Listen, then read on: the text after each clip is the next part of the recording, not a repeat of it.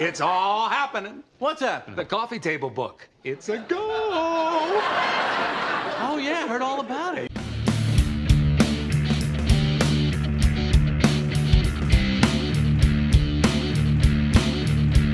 The guy took pictures of Van Halen and Aerosmith. Rock stars like Led Zeppelin, AC/DC. You had to have great shots, and so it's one of the reasons we work with Mark. Mark Weiss, he was one of my favorite, still is, one of my favorite photographers. The thing about Mark Weiss is super cool, and you just chill and it feels good when you see the photo.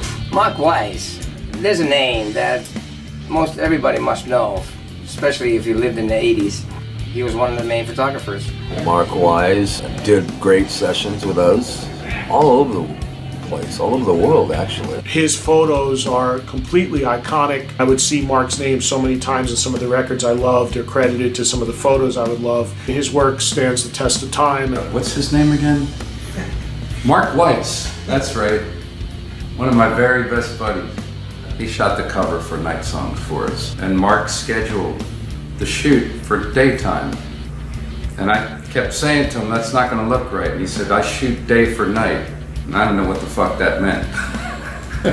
You would find certain people you knew were the photographers you liked, come out on stage and see somebody I didn't know and then saw, oh, there's Mark Weiss. And then maybe you would happen to be a little bit more over on that side that night. But to me, a guy that would always capture me in that great moment was Mark Weiss. Mark has shot, you name it, everybody in the business. Just incredible, you know, incredible photography, legendary, obviously. But they asked me, well, what was it like, you know, growing up in the 80s and being in the rock business and all that, and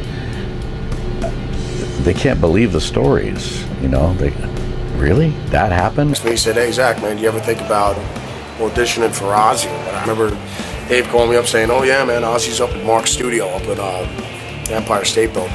I got the tape to Mark, and Ozzy said, just, you know, play with your heart, and the rest is history. I did a shoot with Mark Weiss, the first Dangerous Toys shoot. That photo shoot with Mark was very influential on the rest of the photographs I ever took, whether it was a solo photo or with a band. You can tell when Mark did something, you know, was so beautiful, was so many things to look at. It always had a great vibe.